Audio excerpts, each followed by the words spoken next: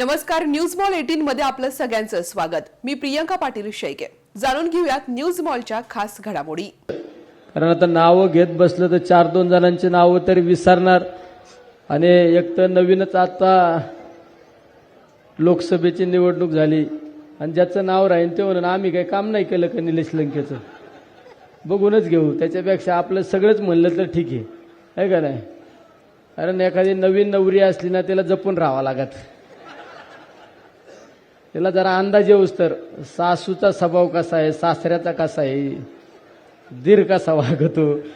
त्यामुळे नवीन असल्यामुळे सगळेच व्यासपीठावरील नेते मंडळी आणि समोर बसलेले आमचे सर्व ज्येष्ठ श्रेष्ठ आणि तरुण सहकारी आणि आमचे सर्व विद्यार्थी मित्रांनो, खऱ्या अर्थाने रोहित दादांबद्दल जर बोलायचं म्हणलं तर सर्वसामान्य तळागाळातील विचार करणारा हा नेता म्हणून रोहित दादांकडे पाहिलं जातं।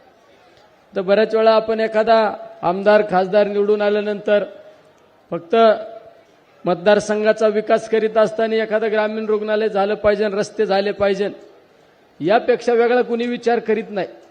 पण रोहित दादांचा विचार हा सर्वसामान्यांच्या झोपडीपर्यंत काहीतरी मदत गेली पाहिजे ह्या हेतूने काम करणारा हा तुमचा आमचा सर्वांचा नेता। खऱ्या अर्थाने आता मगाशी सांगितलं, गुलाब काकांनी सांगितलं, बापूंनी पण सांगितलं की आमच्या तालुक्याचं एक भाग्य आहे का असा आमदार आपल्याला मिळालं, हे सुद्धा तालुक्याचं भाग्य आहे। कारण इतका ग्राउंड लेवलला काम करणारा माणूस, जे एखादा पेशंट ॲडमिट झाल्यानंतर त्याची विचारपूस करून त्याला दुसऱ्या हॉस्पिटलमध्ये नेण्याची सुद्धा व्यवस्था करणारा नेता। एखादा सर्वसामान्य कुटुंबातला मुलगा, जो मुलगा 3 किलोमीटर 4 किलोमीटर पायी येतो, त्याला सायकल दिली पाहिजे, त्याला चांगल्या दर्जाचं शिक्षण दिलं पाहिजे, हा विचार करणारा नेता। आणि या सगळ्या गोष्टीचा विचार करीत असताना आरोग्याच्या सुखसुविधा सुद्धा चांगल्या पद्धतीच्या राबवल्या गेल्या पाहिजेत। महाराष्ट्रातला पहिला मतदारसंघ असून की त्या मतदारसंघात 3 उपजिल्हा रुग्णालय झाले। आता एक उपजिल्हा रुग्णालय होत नाही, पण खऱ्या अर्थाने आपल्या बुद्धीचा आणि आपल्या राजकीय ताकदीचा फायदा आपल्या मतदारसंघासाठी करण्याचं काम रोहितदादांनी त्या ठिकाणी केलेलं आहे। म्हणजे अतिशय सर्वसामान्यांचा विचार करणारा नेता। बचत गटाच्या माध्यमातून अनेक महिलांना रोजगार उपलब्ध करून देण्याचं काम रोहितदादांनी केलेलं आहे। अशा अनेक थरातील शाळांच्या बाबतीत सुद्धा डिजिटल शाळा, महाराष्ट्रात सगळ्यात जास्त डिजिटल शाळा ज्या असत्या त्या माझ्या कर्जत जामखेडच्या मतदारसंघामध्ये असत्या। वेगवेगळ्या ऍक्टिव्हिटी त्या शाळांमध्ये राबवण्याचं काम, ग्रंथालय असू, अशा सगळ्या बाजूने चांगल्या शाळा बनवण्याचं काम रोहितदादांनी त्या ठिकाणी केलेलं आहे। आज उपजिल्हा रुग्णालयाचं आपण त्या ठिकाणी भूमिपूजन करतोय, रस्त्याचं भूमिपूजन केलंय। म्हणजे या मतदारसंघामध्ये 2.5 वर्ष महाविकास आघाडीच्या कालखंडामध्ये सर्वाधिक निधी आणण्याचं काम राज्यात जे कुणी केलं असेल ते रोहितदादा पवारांनी केलं असेल। आम्ही सुद्धा बरोबर आमदार होतो, पण आम्ही बरोबर आमदार असताना आम्हाला अंदाज यायच्या आधी रोहितदादा सगळ्यात जास्त निधी घेऊन जायचे। म्हणजे आपल्या मतदारसंघासाठी काहीतरी मिळालं पाहिजे, आपल्याला जी सत्ता मिळाली, आपल्याला जी खुर्ची मिळाली, त्या खुर्चीचा निश्चित फायदा माझ्या मतदारसंघासाठी झाला पाहिजे, या भावनेने काम करणारा नेता म्हणून रोहितदादांकडे आज राज्यामध्ये पाहिलं जातं। आज पक्षबांधण्यामध्ये असू की राज्यामध्ये युवकांची फळी उभा करण्याचं काम रोहितदादांनी केलेलं आहे। मुळे आज सर्व तुमचं आमचं सगळ्यांचं भाग्य आहे, इतका कार्यक्षम नेता आपल्याला आपल्या मतदारसंघाला आमदार होऊन मिळालेला आहे। आता काही मान्यवरांनी सांगितलं मागच्या वेळेस 44,000 मताचं लीड होतं। कुणी सांगितलं? बापू तुम्हीच सांगितलं ना। आता काळजी करू नका, माझ्यावर जबाबदारी टाकली ना तुम्ही। कोणाचा भ्रम असन, उलट पालट करू, काय होत नसतं, तुम्ही काळजी करू नका। 80,000 काय 1 लाख मताचं मताधिक्य आपण या मतदारसंघामध्ये रोहितदादांना मिळेल। ते म्हणजे रोहितदादाचं काम बोलतंय, 5 वर्षामध्ये काम बोलतंय। नुसतं लोकांना झुलवायचं काम केलं नाही। 5-50 एकरमध्ये म्हणायचं मी MIDC आणतो, पण ज्या नेत्याकडे विजन आहे त्यांनी सांगितलं 50 एकरात MIDC येत नाही, कमीत कमी 1500 एकर क्षेत्र पाहिजे। त्या ठिकाणी जर MIDC प्रस्तावित झाली, MIDC झाली तर मोठमोठे उद्योग येऊ शकतात। हे कोणाचं लक्ष नाही, ज्याच्याकडे विजन आहे, ज्याच्याकडे त्या ठिकाणी आपल्या मतदारसंघाची बदल घडवण्याची ताकद आहे, तोच माणूस ह्या पद्धतीचा विचार करू शकतो. चुकीच्या पद्धतीने कधी लोकांची दिशाभूल करण्याचं काम रोहितदादांनी केलेलं नाही. त्यामुळे रोहितदादा यावेळेस तुम्हाला जनता कामाची पावती देणार आहे. कामाच्या माध्यमातून तुम्ही 1 लाख का 1 लाखापेक्षा जास्त मताधिक्य तुम्हाला मिळणार आहे. कारण इतका खालच्या थरातील जनतेचा विचार करणारा नेता कुणी आपण या ठिकाणी पाहत नाही. फक्त निवडणुकीपुरतं यायचं, लोकात जायचं, मतं घ्यायची आणि परत 5 वर्ष लोकात फिरकायचं नाही. पण रोहितदादा पवार हे प्रत्येकाच्या ज्यावेळेस राज्यात फिरत असतात, पण त्यांचं लक्ष असतं की माझ्या मतदारसंघातला प्रत्येक माणूस सुखी झाला पाहिजे, माझ्या मतदारसंघातील प्रत्येक मुलाला चांगल्या दर्जाचं शिक्षण मिळालं पाहिजे, या भावनेने काम करणारा नेता आहे. त्यामुळं त्यांच्या सगळ्यांच्या प्रयत्नांनी मला सुद्धा तुम्ही लोकसभेत पाठवलं.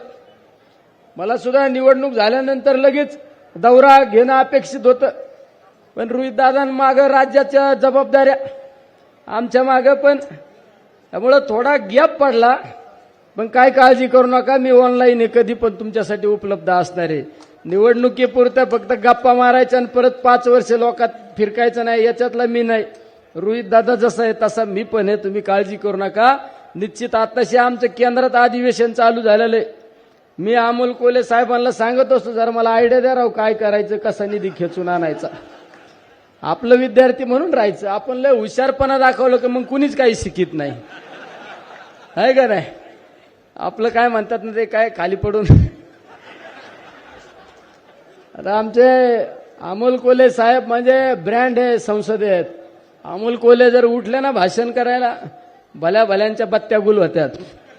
त्याच्यामुळे आम्ही त्यांच्या मागं असतो. आम्ही तर यामध्ये त्या मोदी साहेबांची भाषण चालू झालं ना, आपण किती घोषणा दिल्या हो मोहिते साहेब.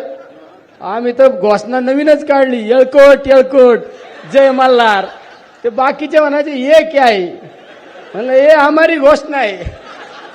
अजून कोणची घोषणा दिली हो आपण, हर हर महादेव. आणि मोदी साहेब जेव्हा 6 ग्लास पाणी पित होते, आम्ही घोषणा दिली, झूठ बोलो पाणी पिके झूठ बोलो. काय कळत आहे कोण, आहे का नाही. आम्ही यांच्या मागं असतो. आम्हाला माहिती आहे काय अडचण आली तर आमचा हेडमास्तर पक्का आहे. आणि आमचे मोहिते साहेब तुझा शार्प माइंडेड आहे, निशाणा पक्का लगाते. मग या दोघांच्या मध्ये मी असलो काय अडचण आहे मला, आहे का नाही. इकडं मुंबईला आमदार म्हणून 4 वर्ष होतं, रोहितदादाच्या पाठीशी राहायचो बरोबर. आणि आता संसदेत हे पक्के माणसं धरले. तिकडे एक बजरंग बाप्पा, हे जास्त हुशार आहेत. बजरंग बाप्पा जरा माझ्या लेवलचा आहे.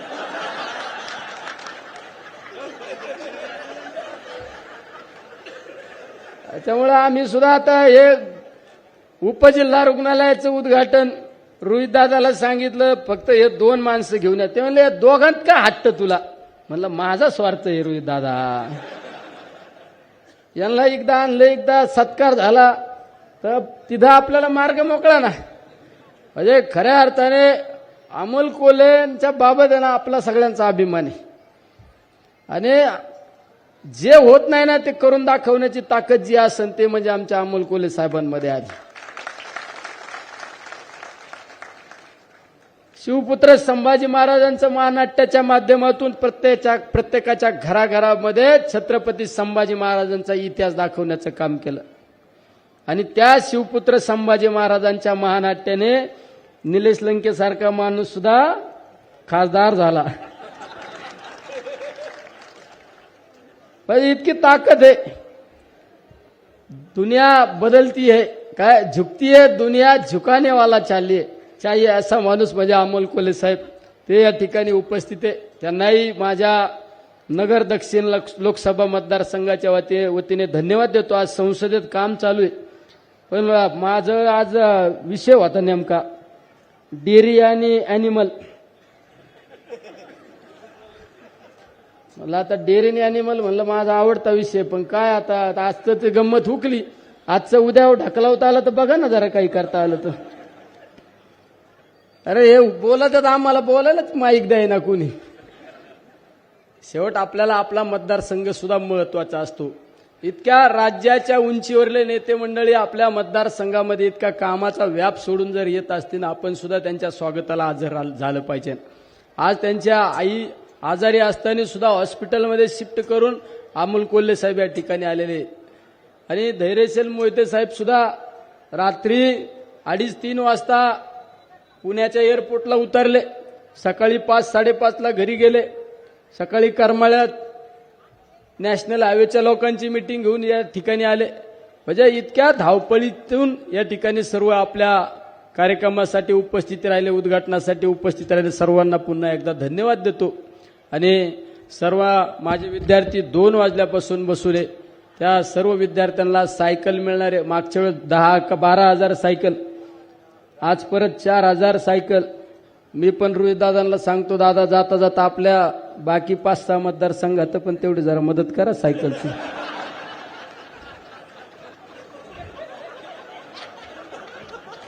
जास्त नको, आमचा शेवगाव पाथर्डी लय आदिवासी आहे.